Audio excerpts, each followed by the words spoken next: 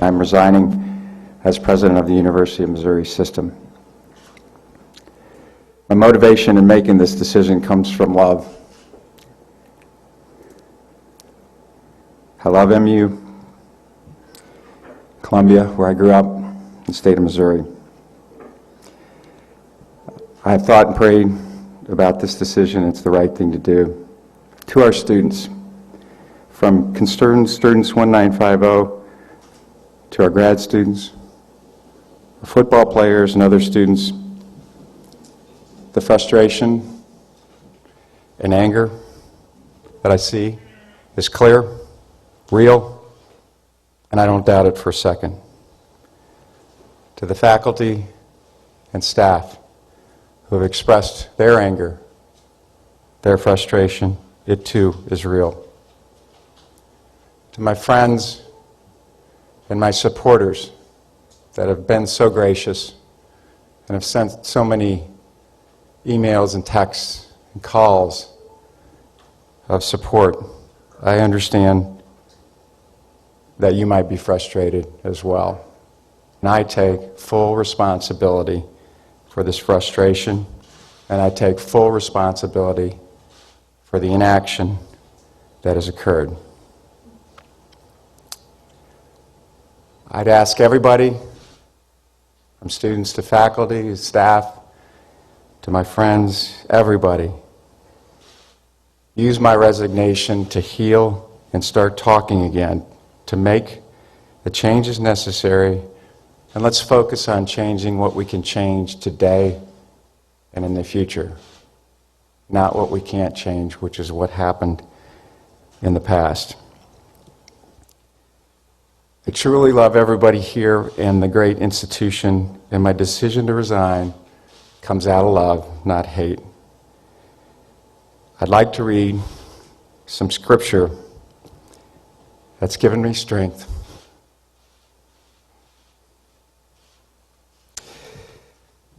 I hope it provides you with some strength as well as we think about what's next. I have to also give credit to my daughter for reminding me of the scripture. Psalm 46:1. God is our refuge and strength, an ever-present help in trouble. Hello and welcome to 30 Frames a Second. Don't you touch anything. If you haven't figured it out yet, that's right. This is Nat Wood's show, but Nat is doing what he does best. He's in the room controlling. And those of you who watch the show know that's what he does best. We are the ladies that run his control room when he's out front. You are watching 30 Frames a Second, and that was Mr. Wolf, and boy, do we have a lot to talk about. Right, ladies? Yes, we sure do. Nat, let's roll these intros so we can get started with this party. 30 Frames a Second. We're so happy you're here. Hello.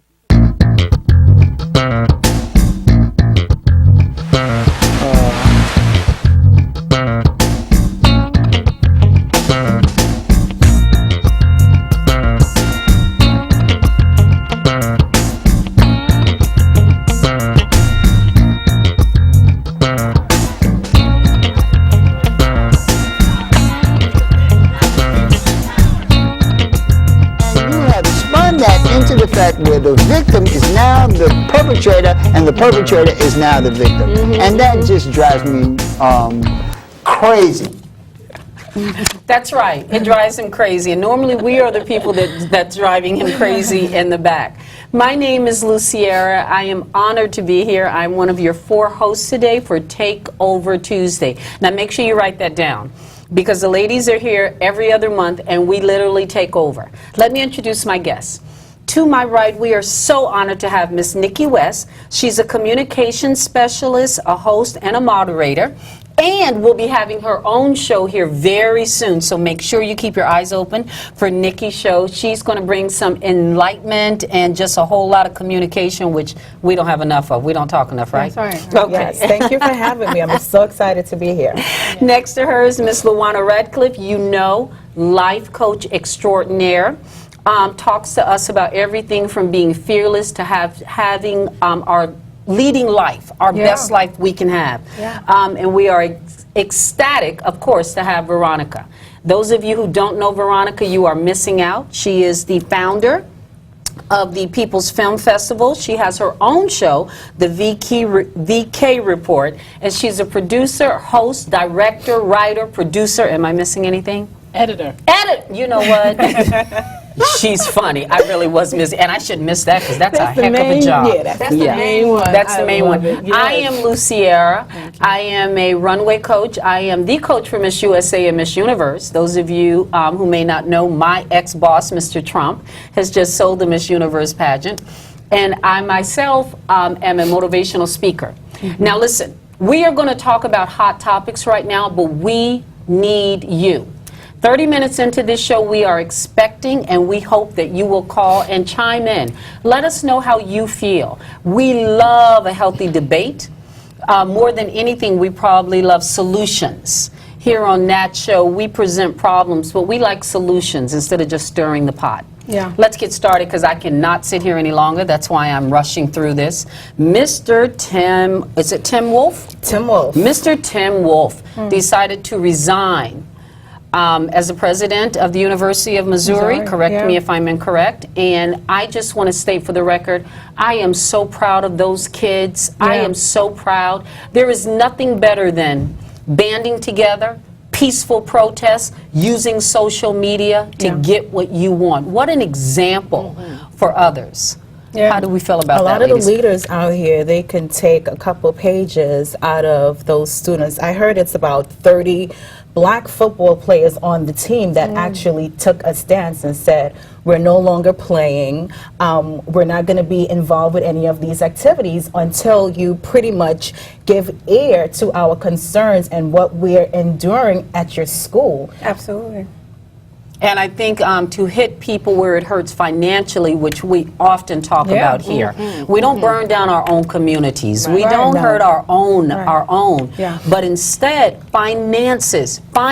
If I'm correct, that football team pulls in something like $1 million, if not a day, a week. I don't want to. I don't want to Well, they were quote. going to be charged $1 million if they pulled out of Do that we know game. if that's per week or per day? Well, for that game. Oh, I for know that they were game. Gonna, they were going to I think these colleges are worth, they make money. worth They make a a lot lot of money. more. It's, I mean, it's a big business where these, the coaches, they actually go and recruit, and I don't think it's legal, but in some instances where the players are given incentives to actually come to the school Yeah, because that's the not legal. programs make the more successful their football program is, the more money and the more of a following that school is going to have. So those kids are really hitting their finances. And I think that was a big reason why Tim Wolf was prompted. He's been in that position for about 3 years, from 2012, I think, and 3 years later, you must know that there were issues there. Absolutely. So for you to now say that you're finding it in your heart to step down to open the lines of communication, the lines of communication is you have to step down because now we're not making money anymore any longer. Right. Yeah. When I look at that, I think about, was he really sincere? I mean, it seems like a lot of people in politics and just in the media, whenever they're called out about something or they need to step down, it's, oh, let me go to God. Let me pull out this verse in this scripture. Boehner just did it with the Pope when he decided to step down from his role as House Speaker. You know, he suddenly found it in his heart to step down as well. And the chancellors we just witnessed. So quickly. That was spontaneous. Yeah. All of a sudden, just out of the blue. Sometimes you wonder what happens behind the scenes. Yeah, I wonder that as well. I mean, because for me, it's like, where was that sincerity? Where was Christ in your heart when these kids were suffering? Where was like, that compassion? Like you said, like, that wasn't the first time that he's heard about this. These kids have been suffering on that campus for a while. Right. So now is the time. I mean, I question And the that. sad thing is that it's probably happened on a lot of campuses. What I love about it is the fact that they actually stood together and, they fought and pressured the school enough to have him resign, which is so powerful in itself. If we think about historically with SNCC, these students, they were actually taking on leadership roles and fighting for our rights or issues related to black people during that time. They actually was a part of the Freedom Rides and the voting registration, the sit-ins in South Carolina. So that was powerful in itself. A lot of our leadership comes from the young people, comes from the students, come from young people who aren't afraid. Because if you really think about it, if the young people are our future, then that's our future. They need to secure their future. They Do we need to want to step up. live in a situation like this? Do we want to continue to go to school like this, or have other people come behind us? So I admire that, and there is no fear. But hopefully there's no repercussions from those football players that took that stand. Like, will they be able to go to the pros? Will there be any backlash as a result of that? That's my fear. I'm going to stand and pray that talent will always outweigh. We know finances outweighs. If they're good enough and you're a good enough quarterback, they don't care. Well, what about that gay football player? Remember, he came out and he was waiting to go pro, and he did, and then they dropped him. Or, matter of fact, they didn't even, he was like I can't think of his name, maybe Nat can pull it up, but he was like the top pick, should have been a top pick, but when he came out publicly and said that he was gay, nobody wanted to touch him. So This that's is true. funny. This is like true. that when it comes to race and, gender. I hear you, but I'm still going to hold on the fact that we have to start somewhere. And I am so excited. I want to make sure we give credit to the grad student, because it started with him and his hunger. Jonathan Butler. Jonathan Butler. We applaud you, and we hope that more people. At this time, And he looked so weak, too. I know, You saw I him? actually recall something my father told me, who is not African American. He told me I had two choices growing up. If someone was going to call me nigger under their breath, I had the choice of standing outside and picketing and saying, don't go in there, don't go in there, don't go in there. Or he said, I'd prefer you to go in there. I'd prefer you to get called names. I'd prefer you to write names down, record things. I would prefer you to make a difference from the inside. So I'm really excited that that's what he did. Right, Yeah, right, look right. at him up there. Yeah, he actually looks very weak from Yeah. 2 weeks of Yes. not eating, and Was it 2 weeks, Veronica, yeah, that 2 he weeks. 2 that weeks he he did not eat for 2 weeks. That's really powerful, and it just kind of like brings me back to something that Basil Patterson, David Patterson. You remember he's the governor of New York City. His father, Basil Patterson, was protests and everything back during that movement. When I interviewed him for the Diallo film, one of the things he said is that he marched, he protests and everything. He says, but what gets action is when you put a body on a line, meaning The put your- sacrifice. right, that's Yeah, sacrifice. absolutely. Put a body on a line, and that'll bring a response. And he said, I believe that all his life, and that's what he did all the way to the end. God But rest that's his soul. that's like my qualm with the whole aspects of the Black Lives Matter campaign. I have gone out there. I have picketed and protest and, let my voice be heard, because I have an 11-year-old son. And, I want him to see his mother and his community taking action. And it's like you would get there, you would protest, you would walk across the Brooklyn Bridge, walk through Chinatown, come back to the Police Plaza or Federal Plaza, and then everything would just disperse. There was no communication as to what's next, where do we go from here. There was no real leader in the movement. And something that I like about what Jonathan Butler is doing is that it's going back to SNCC, the Student Nonviolent Coordinating Council or community, to that effect. But it's taking it back to the students, because right now we need the young people of a certain age bracket to really take heed and to really look around them and see what's transpiring and take that leadership role. And more you're seeing the young people stand up and say, we're tired of this. And they're just like in the 1960s when you saw the youth rise up.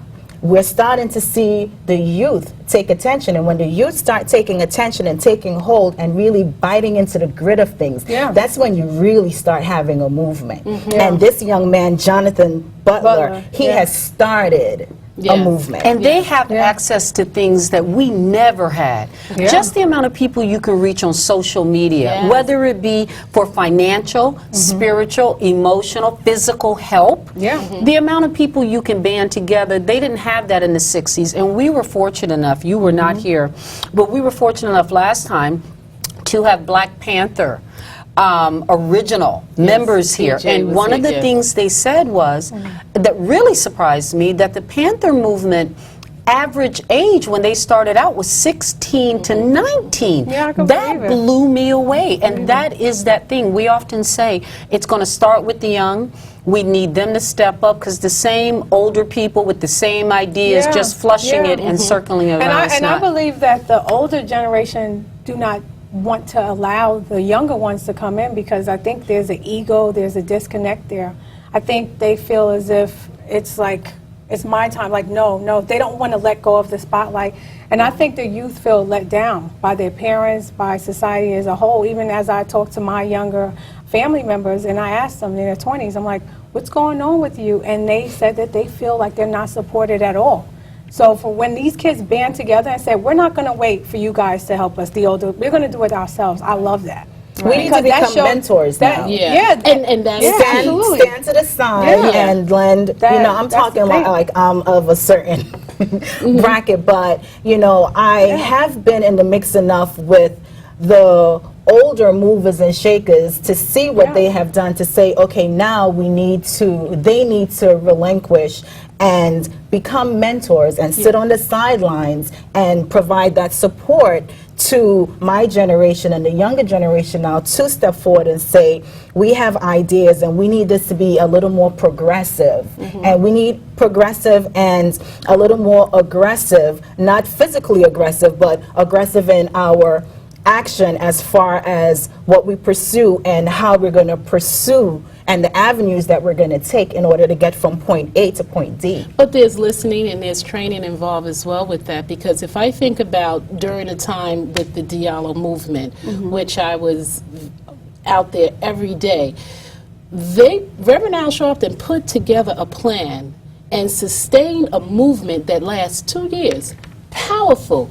I was there from the very beginning. They had meetings. They trained these young people. They said they had classes. Whoever been to jail, if you ever been to jail, stand over here. I mean, they went through the entire process. This is what's going to happen to you. Everything that you needed to know. And it wasn't like we're going to march over the bridge and it was over. This, every day at 12 o'clock, we were down there marching at One Police Plaza. This went on for 1 full year until the verdict actually came in, and then another full year because now they're trying to seek civil lawsuits against these 4 police officers. But there was a sustained movement, and there's a disconnect between the young and the old. So therefore, the most important thing is, are they ready and willing to listen to someone to teach them how to do it? Because sometimes you don't know. I listened to Reverend Daughtry, who's been in the struggle for many years out in Brooklyn, the House of Lord Church, who has been in the struggle for many years, and that is the key and the most important thing. How do we sustain a movement so that we can bring about change? These young people here at the school, yes, they did, and they fought. I mean, this young man, he put his body on the line, and he was going to Literally. If that's what it takes to affect change, then that's what you need to do. But the connection, listening to one another and passing on that torch, but be open to listen, because a lot of people, they don't want to hear. I don't want to hear from Sharpton. We don't do it that way. But there was a plan in place, and it was masterful. Wherever and I you was go, there. Wherever you go, there are going to be egos involved, and part of a process and part of moving forward is actually being an active listener. Yes. And that's what you find, like even in communication, when coaching someone in audience building or in public speaking, the key things that I tell them to do is that you have to actively listen. Don't listen to what you want to hear and extract what you think you want to hear, or already conditioned your mind to hear, but actually listen to what that person is saying and actually open up your your mind and open up your heart to be receptive to what the other person Exactly. has to say. Exactly. Now, moving forward, because I can barely contain myself again, this last month has just been like, and I'm a little nervous for next year, but we'll get into that in a moment. Mr. Ben Carson, our next president. No? Potentially. It's not If you looking had good. seen It's not- Veronica's face right now, it's not that was looking worth good for money. him. It's not looking good for him? Okay, let's talk about his I don't book. think it was looking good for him. At the beginning, right? Isn't he second, though? Isn't he second He's for the second, yeah. Republican? He was first for a minute, and then he. Oh, is he And then- first? First it was Trump, then it was him, then now it's. It's going, Trump they're again. going back But we're and only forth. talking about Republicans. We're Well, not talking that's- about Democrats. Okay. We're only talking about, and just because I think a lot of people are attracted to Ben Carson, maybe, is because he's black and we have a black president. So now we, you know, But On the that's the Republican only thing ticket? they have On in the common, Republican though. ticket, you well, think no, that? but no, we're No. just in terms of color. I know, but the fact he's on the But that's the Republican only ticket thing one and for two. black President. president. Okay. That's it. No, Other no, than he that, is so far from the current but what president about that we have right who's now. no and longer his there? Gene views. Sanders. I think he dropped out. He was. I was totally impressed, like blown away with some of the. Okay, things so let's talk he was about the saying. Democratic Yeah, side. but Who no, are let's the talk top two about for the let's talk Democratic? about the Republican, but Ben Carson. But no, he's, Okay, so his book, and there are things, allegations in the book that they're coming. You know what that brought me to mind, though? And please, we need someone right now. You're sitting at home, you want something to do, we need you. We need you to Google and find out exactly what was in the Ben Carson's book, lies. Gifted No. hands. Gifted Hands, that was supposed to be something not true. Go ahead. You know you want something to do with that I thought computer it in was. front of you. I like the book. Did you read the during book, this- Veronica? Yeah, way back. Of course you did. Yeah, but No, Veronica, of course Veronica But it did. was I'm surprised that Wait, they lied. There's Or something, he they're lied, saying there's something in They there. embellished the truth. From the Yeah. movie. Yeah, Wow. supposedly he did not. Supposedly he did not pull a knife out on the other kid, and the kid that he was supposed to have pulled the knife out on. At first he said it was a friend. Then he later today recently said it was a cousin. But he could be his friend and his cousin. Some It of my sure cousins can. are friends. Some of y'all That I'm not, not but some gonna of pull my a knife cousins. out. But on ABC News, he admitted that it wasn't 100% accurate. So he himself Yeah. has said it. And what Okay, else but it's was in the inaccurate? book, It's and a it wasn't. couple of You know what inaccuracies that with brings him. me to? I actually was Hillary talking to a neighbor. with, No, it brings me back to what they must have checked on President Obama Oh, when and they found went- nothing. came It just out live. came. No, I said. Well, they what said he wasn't born must in the have United. done. He's not. Yeah. Where's Well, his? you know, I mean, Trump was- show Trump me the was- birth Trump certificate. was beating that. But you know Like what? that They're whole- going to Yeah. dig and probe. They're going to dig. they're gonna Politics probe. is a bitch. I'm sorry. I'm going to It's keep dirty. it like that. It's No. very Very dirty. dirty. Yeah. Something as simple as, and because of what I've recently experienced, and I'm going to Yeah. share it, because the people in my building, this is politics with tenant association. They create lies to destroy you. Right. In the name of trying to become president. It's like, really? Like, first of all, you know these people for like years, and then for them to create a lie, like an outright Yeah, lie, yeah. and you know me, and it just kind of like blew me away. I'm like, if you want to run for office, run. Like every other American.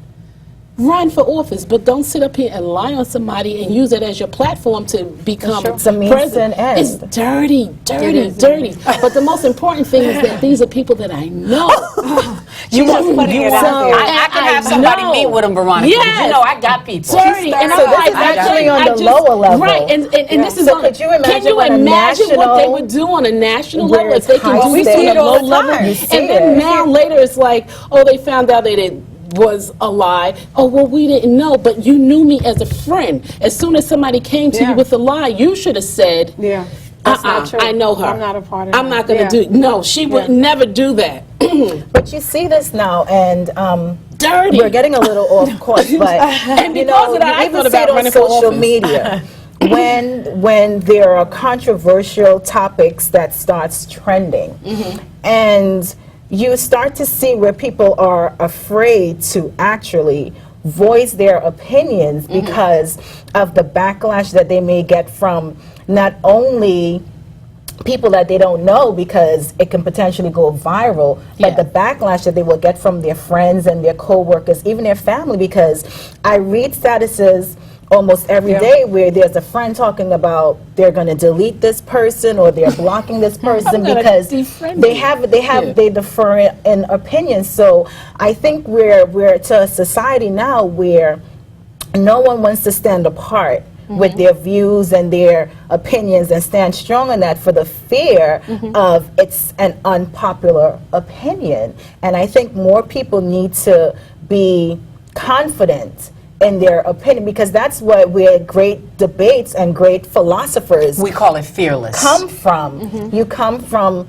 standing in your truth, whether it's a popular opinion or it's not so popular, but you stand in your truth. And if you have that light bulb moment, that epiphany, and then you say, okay, maybe, just maybe, you know, Lawan or Lou has a differing opinion, but it makes sense. It's factual and it makes sense and it's sound and it's reasonable. Then, you know, as a reasonable processor myself, then I'll say, okay, NeeKee West, then this is a sound, reasonable opinion, and maybe, just maybe, you need to rethink your stance. But that comes from a person who practices self-reflection. If you're looking at yourself and your intention, if you set an intention to be a listener, like you said earlier, then that could work, because that means that you're actively taking a chance on hearing something different and being wrong. But and a lot of people don't want to be wrong. They don't want to be. I know. And they find there are it very people who threatening. rather be right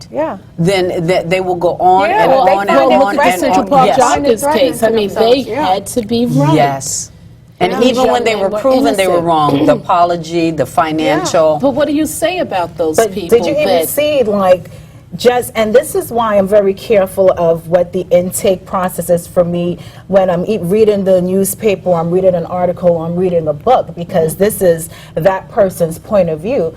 Like, I have the pleasure and the benefit of working with Sharon Salam and Yusuf Salam from the mother of Yusuf, Central Park 5. And they're actually doing a March for Justice campaign for the wrongfully incarcerated. So I'm doing a lot of their written work as far as introducing the campaign and just, you know, going to different politicians, and, you know, they're going to take this to Albany where they want it in legislation as far as, you know, compensation and the time frame in which you can do appeals, and, you know, if you were wrongfully incarcerated. Exactly. PL 240 is important so that you can have discovery right off the bat, so that you know what you're being accused of. And instead of waiting, it's no tricks. Like, if am I being accused of X, Y, and Z? Absolutely. Give me that information. Don't have me wait until later. Ladies, let's continue. I just want to remind our viewing audience, call in. We can't wait. The lines are going to be open in less than 1 minute, and we want to hear from you. Please continue. I just want to So remind Donald the audience. Trump, he took out a full-page article in the newspaper I remember that. before these young men. These were like, the age range was from 13, 14 to about 16. The eldest was like 16, 17, and I think Yusuf was one of the youngest. He was actually 14 or 15 when he was incarcerated for this. And it's just like guilt, you know, it's supposed to be innocent before proven guilty. And because of that, in particular, that newspaper article, and because of who he is and was back then, people listened to that. And we have to be very careful to not jump to conclusions and from hearsay, and actually sit back and give the people the opportunity to be proven guilty. But instead, we're experiencing this in our society now, where you are guilty before there's any factual evidence. And you're proven guilty in the social media as well. Social media, in the newspaper. Then to look for a group of your peers to be brought before in a courtroom is a whole nother story. Who didn't hear about it, or who didn't already form an there was this opinion on recent it? thing with this young man that was about the death penalty, and they looked at his peers, a jury pool, and they were all white men. It's like, how the hell does that happen? You know, it's because there's something going on behind the scenes. But what do we say on the flip side with that, where you have a group of people who are saying, you know, you're guilty, guilty, guilty, guilty, and then here you have these young people here with the Missouri college, and they're saying there's something going on here, and they're shutting their. I think that So makes what makes me think about what you talking about back then with the Central Park case. I think it makes me think about if social media was available back then, these guys could have told their side. It could have been. I think it would have been more fair.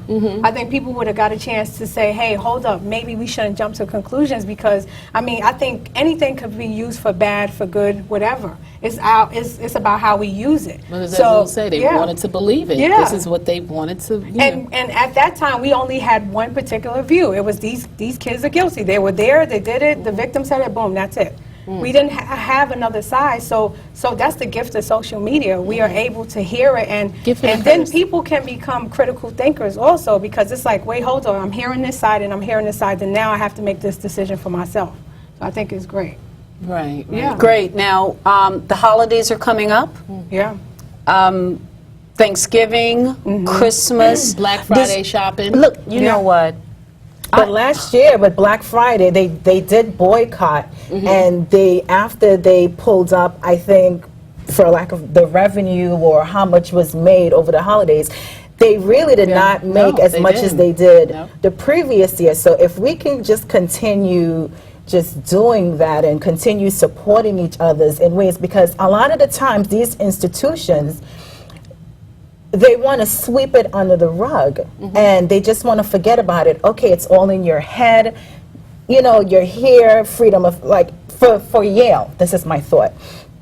I don't know how true or untrue this is, but you know, a young lady, I think an African American young lady, she wanted to attend a Halloween party at Yale University, and when she went to, upon being entering, she was denied entry because she was told it's a white girl party only. Yeah, I heard and about you know, after reading the blog and just reading some posts and just some responses to that well, do we want to call it an incident? But to that situation, because I think we're beyond calling these and labeling these things incidents any longer. It's just too many incidents occurring for it to be further labeled an incident. These situations that keep occurring, you hear the opinion where freedom of speech, where these students should be able to voice their freedom of speech because it's their God-given right. Because it's their constitutional right. But does that mean that you have to spew hate as your freedom of speech? But I guess regardless of content, it's still freedom of speech and expression. But my thing is, at an institution where other students are there and they're paying their tuition as well, what kinds of freedoms of speech and freedoms of expression should be tolerated at an institution where there should be diversity, where there should be learning, and there should be inclusiveness? And acceptance. Whose responsibility and who is accountable for this, and if they embrace this type of behavior on a campus at an institution like that. Like Missouri. Yeah, these are our leaders. Ladies, I love this, but I am excited to say that we have calls. And callers, I just want to say we are so happy. Don't worry, Nat, I'll give you time. That we have callers. We love to hear from you. As soon as we can, Nat, please feel free, or control room, who's ever working those phones, to put our first caller through. Caller, you're on the air with 30 frames a second. This is Takeover Tuesdays. Question or a comment for my panel? Yes, sisters. My name is Kareem from Harlem. Yes. I think that y'all have a great show today, and I just want to say this here. Big kudos go out to the students of Missouri and also the students at Yale. I think this should be a sign for us that we need to teach our children our history, so our children will understand our struggle. And also, this is, we was at the Schomburg last week, and they had a Nat Turner forum, right? And they were speaking about uprising. This is also showing that our young people are understanding our struggle and what's going on, and they're not scared, and they're standing up and doing what all of us should be doing. Organizing in our churches, our mouses, our jobs, wherever, and getting to the street and stop these people from doing the things that they've been doing against our people. Y'all sisters keep doing a great job, and y'all be blessed. Thank Thank you. you, thank you, and let's hit them financially. Yeah. That's Yes. where we hurt them. Yeah. Next caller, you're on the air. Welcome to 30 Frames a Second. Question or comment for my panel? Hey, how are you? Good, thank you for calling. Good. I want to give a shout out to Luciera, Veronica Kitt, Luana, Mrs. Radcliffe, Thank you. Mrs. West, Nakia. You guys are amazing. You guys are the center of my universe, and you and the center of the universe. Black women. It's amazing just to be in your presence. And I always, when you guys take it over, I try to get some information from you. So I'm going to ask a question, but I'll be real quick. But I want to give you some information real quick. Good. That coach in Missouri, the coach was making about $4 million a year. What? Yeah, he's making about four, maybe a little bit more, but he was making about $4 million a year. And the president, the one who was fired, who resigned, he was making about $500,000 a year. And what I'm saying about this, if 7% of those black students can raise that much hell, this could be a sign. Actually, it is a sign, and it is a major threat to sports as a whole. Oh, Yeah, absolutely. And I know with all those trillionaires, I know they're with their beautiful homes and Trillionaires. but they're shaking in their boots right now. yeah. They're shaking in their boots right now, and it's a real good thing. I'm amazed that a lot of stuff is coming out of Missouri, and it's a sign. A lot of stuff, a lot of struggle, a lot of fight, but I'll be real quick. My question to you, ladies, because my prediction is, I always try to give a prediction. I always ask you guys for a prediction. But my prediction for the future, you said, Luciera, that it's going to be bad in 2016. Oh man, when you said that, my heart just sank because I was thinking the same thing. But how do you think we're going to survive? My question to you. And as far as Ben Carson, I'm not going to disparage him on this, but I think he's all of them are jokes, and I'm offended. I'm not going to shed no emotion on it, but I'm offended that he even put the Egyptian thing in the forefront, because those people cannot speak for us. And those people, those Merkus or pyramids have nothing to do with those people over there. Those are our ancestral, and that's our ancestral stuff. So I think that was a blow to us. But my question is, elaborate on that, Luciera. Elaborate on what Elaborate exactly? on the Sandra Bland's and the Trayvon Martins and the Oscar. Are we going to go through more of that next year? Is it going to be more of that? Be well. Hope reinstate automatic. I think it's my panel. I think it's my panel here that can give more insight, because I think we all agree on one thing. It has to come from the young. We agree on that. It has to come from the young. And I'm going to allow them, but I want to encourage you with something. I think what you said was awesome. Imagine if all the athletes, excuse me, those of color especially, every minority, every mixed, no matter what you may be mixed of, but of every sport, every basketball, football, tennis, golf, of all, if got together and said, no more.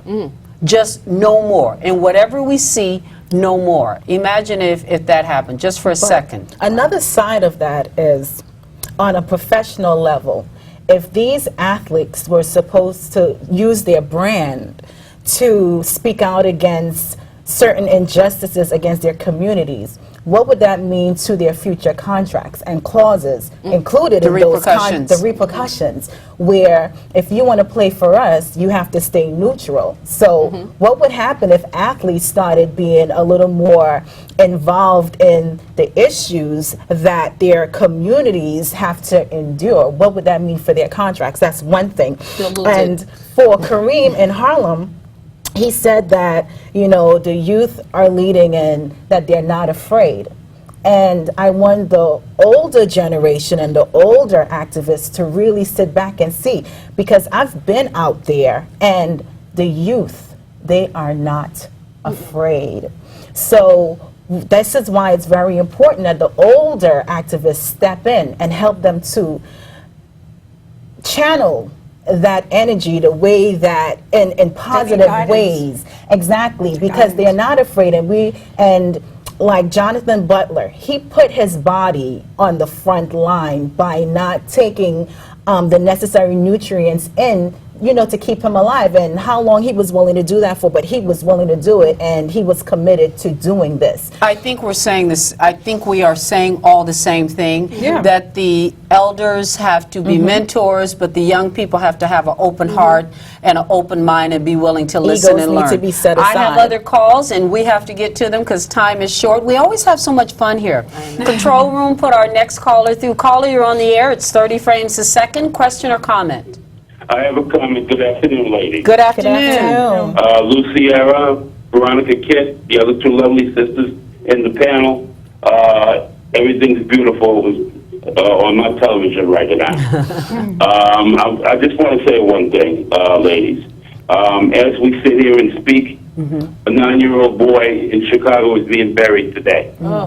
He's being buried because of punks and thugs that targeted him, shot him in the face, and shot him in the back to get to his father. Gang violence. A lot of our young people are falling by the wayside because of this this sickness. And when are we going to stand up as a people and say enough is enough? What are you qualifying as the sickness? Exactly. Excuse me? What is the sickness? Exactly. Gang violence, oppression against our own people, because you have parents that don't want their children playing outside because it's dangerous. There are parents that are afraid to send their children to school because they don't know if they're going to make it home. You have elderly people that are afraid to go outside or know when to go outside because they know what time it is. It's a time for us to stop letting these people oppress us. We can complain about white supremacy, but right now, sweetie, I'm talking about black stupidity. We can't have this go on anymore. We're not being fair to ourselves, and we're not being fair to our race. We need to wake up and give ourselves a chance to live.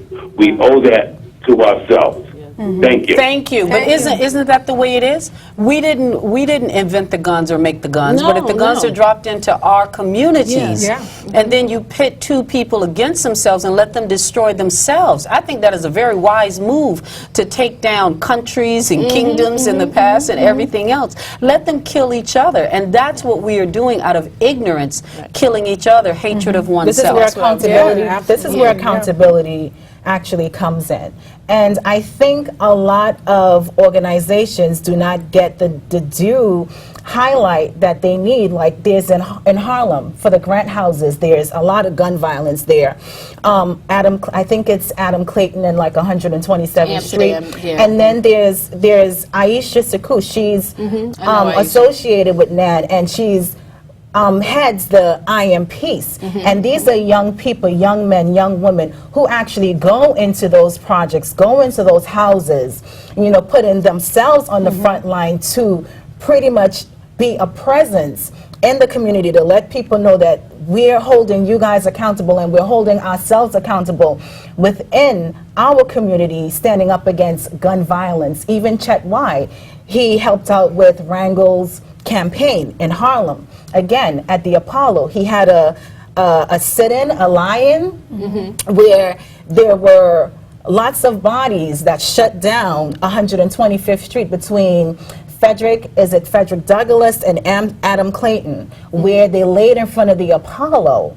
And to say these are bodies, these are people that are being gunned down. Ladies, we have to continue. NeeKee, y'all love having you here. But we got the root. Yes. That's the other question we could have asked him, the root of it. The root the of it. socio-economic causes and conditions within our community really has an impact on how we relate to one another. We become crabs in a barrel. Yes, because pulling no each other one down. has. So let's correct that first, too. Yes. So that we won't turn on one another. Yes. Well, you got to correct that. And we can't blame. But the root is rot. Okay, ladies, come on now.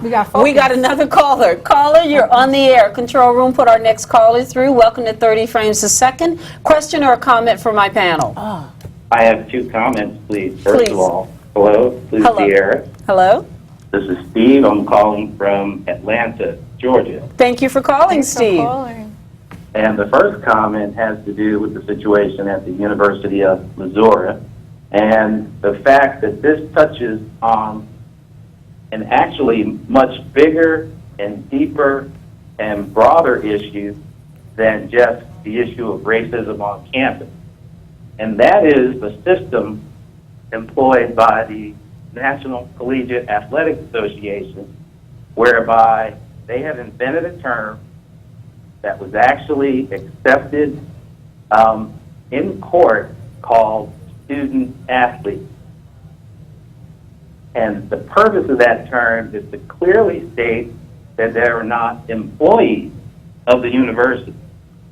And because they're not employees, the universities are able to literally make billions of dollars off collegiate athletics, and those kids get none of it.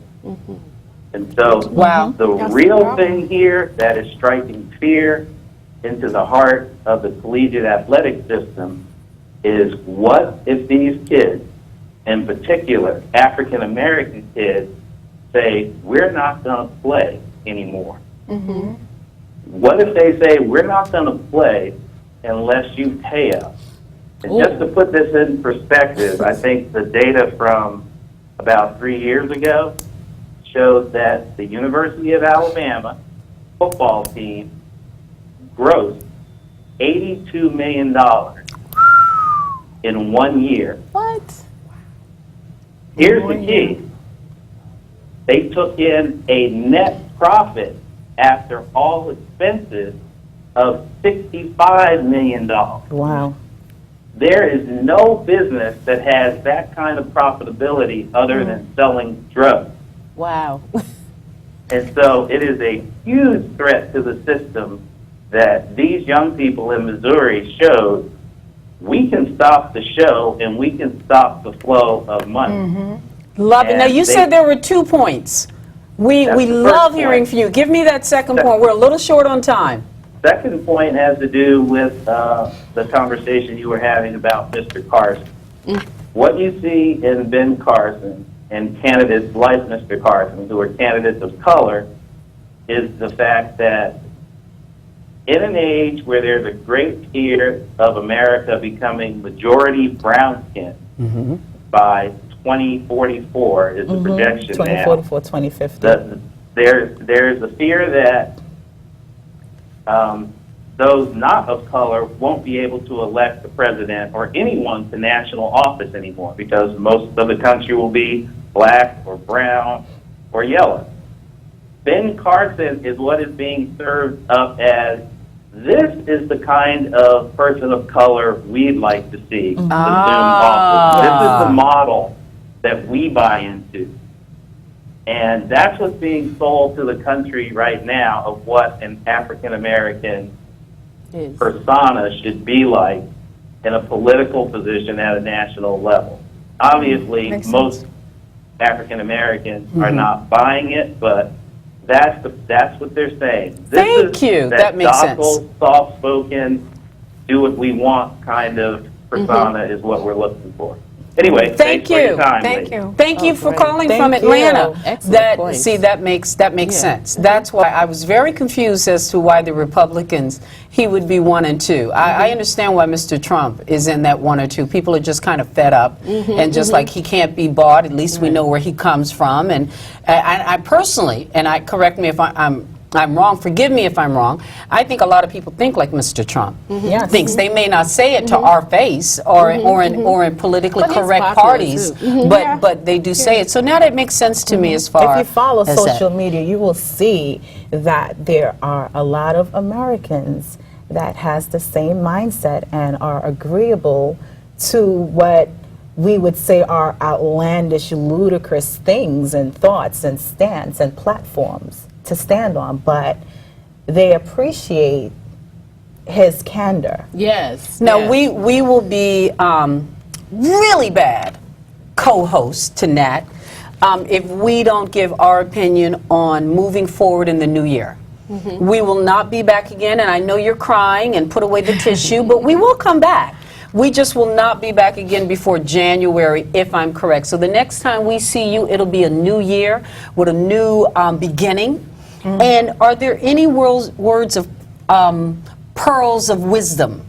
We'll start with Luana because she is our life coach. Is there anything you would tell the families out there, just moving forward, if there's somebody out there looking on how do I make this year different than last year, what would you suggest to them?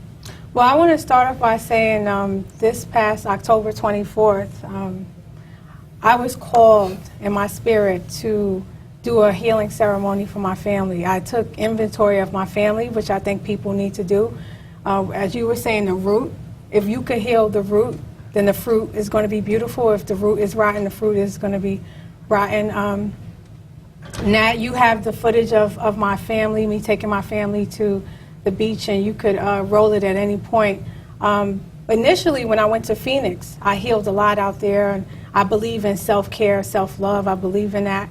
I believe if you can give yourself love, you can share it to with other people.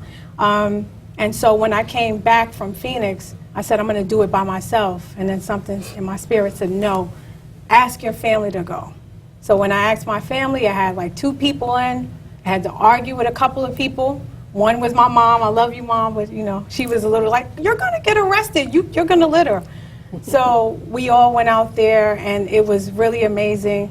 And we set a strong intention to heal the family, past, present, future. We called on the ancestors. We called on God. And they had their letters in a bottle, and we tossed it in the ocean. So tell us at the exactly same what you time. did. You had them write what kind of letter? A forgiveness letter. To whomever, to even if whomever. it's to themselves? Yeah. So that's Okay. the beginning of healing? Yeah, forgiveness. Forgive. You have to do that. That's the first step. I guess I won't heal. Yeah, no. We're not going to say that. for yourself. No, Wow, no. your words are too powerful for you to say that. Okay, we're going to It's joke. hard, but anyway, go ahead. Okay. Forgiveness is Okay. not for the next person. It's for really you. for yourself. Right, and so, yeah, To I'm free trapped right yourself. You're now, going to but start with those yeah, people in your house, Right. in your apartment building. We're going to forgive them later. gonna forgive Okay, them. go ahead, Luana. But moving forward, you would say, Yeah, forgiveness is the first one. Okay. And really and I asked my family, I said, take some hours that day by yourself to, really write that letter wherever you need to go, because feelings that you've denied and pushed away and numbed by food, drugs, sex, with television, social media, and we whatever, numb things. we numb it. We don't want to, whatever you don't want to face, it will follow you. And it will show up in your body and in your life, and you'll feel stuck. And you'll project it to others. Absolutely, because what you give out is what you have in. So, so I asked them to take that time, and they all did it. And so many more people showed up than I even thought. It was a miracle. Even a pregnant cousin came. My oldest aunt, almost 70. We had to climb over sand, dirt piles to get to the beach. It wasn't like this nice walk. We had to actually. It was a sacrifice. Wow. So we all had, and we held up each other. The 5-year-old cousin. What a had wonderful letter. bonding moment. It was absolutely amazing. If you could pull up that footage, Nat, that'd be great. But it was awesome. So forgiveness. Okay. And also, don't be afraid to be vulnerable, because it's a gift. Really sharing your story, sharing your heart. I share my dreams with everybody. Even the guy So who do was I. printing my So do business I. card. He was like, oh, so I what share did- my joy. Everything, I share. everything, because then that will allow people to open up and share with you. So I absolutely love that. So forgiveness and practicing vulnerability. Great. Practice. Veronica, what would you say moving forward? Whether it be for the youth, whether it be professional, anything. Well, New Year. For the new year. Well, you know what? I have a pitch. Go. Shameless, but anyway. Go. So we added, in the People's Film Festival, we open now submissions for next year, but we added the Public Media Awards of Excellence, because there are a lot of independent producers that are producing shows and haven't received any recognition at all whatsoever. Some people have been doing it for 5, 10, 15, 20 years. Putting these shows, creating alternative media content for these networks, cable access, public access. So we opened up that door and said, why not award them, recognize them for their hard work, for elevating some of these channels, sustaining these channels. We know that there's a franchise agreement that says, hey, you have to give them a certain amount of time so that they can do what they want, freedom of speech. But yet there are people that are creating content, been there for years. So let's recognize them. Recognize Please go on the independent producers. website, Please. People's Film Festival. Yes. Please, you And are for missing the out on independent something producers, Public that you Media have Awards no of idea excellence. what you're Yes. missing out on Yes. next year. Yes. It's going to be bigger and better. It's going to be bigger. Fifth Myself, year. I just want to say one thing very, very clearly. Get out of yourself and not ask what you got out of today, but who you encouraged.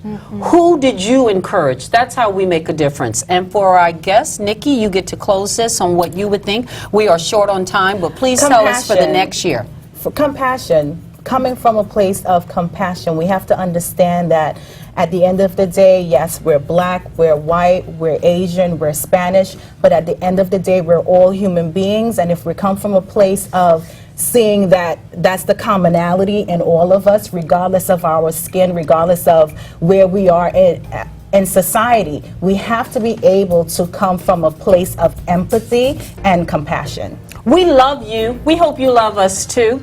We are 30 Frames a Second, Takeover Tuesday. These are the women that run things when Nat is out here. So send us a little love when we make mistakes on Nat's show. 30 Frames a Second, we'll be back in January. I know it's a little early. Happy holidays to you and yours, and Happy New Year. May God bless you in tremendous ways. Thanks for joining us today. Excellent show, ladies, as usual.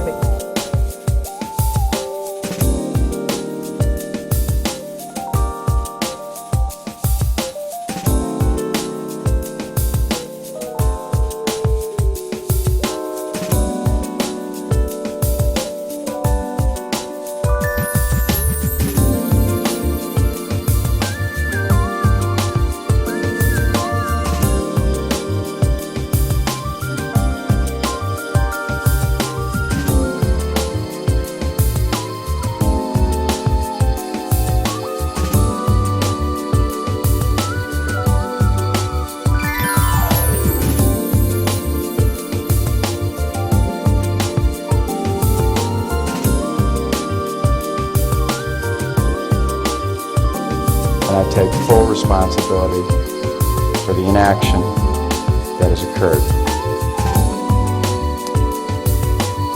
I'd ask everybody, from students to faculty, to staff, to my friends, everybody, use my resignation to heal and start talking again, to make the changes necessary, and let's focus on changing what we can change today and in the future.